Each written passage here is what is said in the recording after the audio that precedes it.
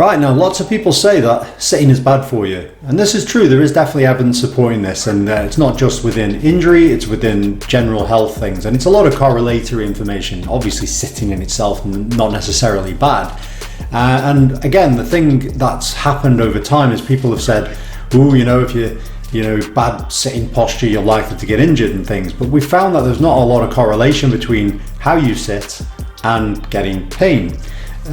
But yet we still talk about sitting like it's really, really bad.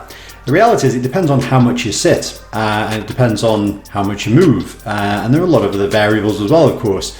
So if you looked at my sitting posture, you might say that's not very good at times. But the thing is, I don't sit all that much, so therefore it's not really relevant. For someone who sits all day, 8 hours a day, every day, 7 days a week, and then they get home from work and they sit even more, then obviously that's going to be more relevant. And if they're in the same position, doing the same sort of sitting position for long periods all the time, it's too much of one thing, and that can be an issue.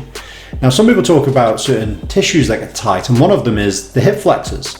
They say, well, if you sit a lot, we get tight hip flexors. This is the reason, because they, certainly the psoas major and psoas minor attached to the lumbar spine, they're going to cause pulling and forces applied to the lower back. They're going to change pelvic tilt in standing, and they're going to change the position, therefore, of the pelvis, which changes the position of the back, which then might cause back pain.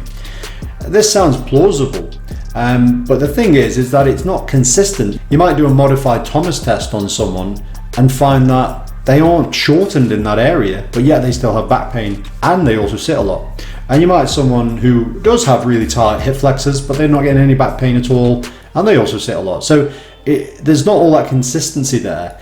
The first thing, though, that we made the assumption of is that because you're sitting, it would appear, to all intents and purposes, in the most part, that you're in hip flexion, which means your hip flexors are shortened, and therefore spending ages and ages in that position means they will shrink.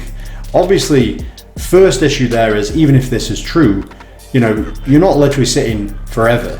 So getting up and walking around, going to the toilet, standing up, lying down in bed, whatever, puts you into the lengthened position a lot, and therefore they aren't going to shrink. Like you'd have to be literally in the shortened position for long periods of time, never coming out of that position for long periods of time to shorten it to that truest extent. So if someone was like in bed on intensive care and their toes are pointed because the covers are open, their Achilles will shrink. If someone's in a plaster cast in a certain position, then their tissues will shrink there as well. That's because they never leave that position. The next thing, though, is that if you look at a lot of people, not everybody, a lot of people in sitting, particularly the ones who are known to have, say, bad posture, you'll actually see a lot of posterior pelvic tilt, right? And therefore the posterior pelvic tilt actually will mean that if you actually look at the pelvis position relative to the hip position, sometimes they're not in any hip flexion, which seems like crazy, but it's true if you actually look at this on some people, or they're not in an awful lot of hip flexion in some cases. So there's not as much hip flexion as you might think. Now, if you were sat up in anterior pelvic tilt, then there's a lot of hip flexion, and yet that would be the posture everyone would talk about being good. And yet in this context, if there was still the way that it could shorten from that position, that would be the position. So actually sitting up more would create more hip flexion, which would then shorten them more.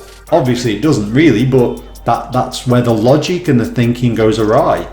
So I would say that hip flexors being tight can be a problem for people, and sitting can be a problem for people, but it's not as simple as that. What we have to do is we have to look at people on an individual basis and work out, have they got tightness or shortness there? Are they not moving enough? Is that reasons behind why they've got a problem? And you have to work out for them what the reasons are, as opposed to blanketly saying, oh, they sit a lot, their hip flexors will be tight, that'll be why they got back pain, so we'll stretch the hip flexors, problem solved. And it's not the case. So this is another interesting, not myth, but certainly something which is misconstrued and been given far more weight than actually it carries. But anyway, that's it for this video, and I'll see you next time.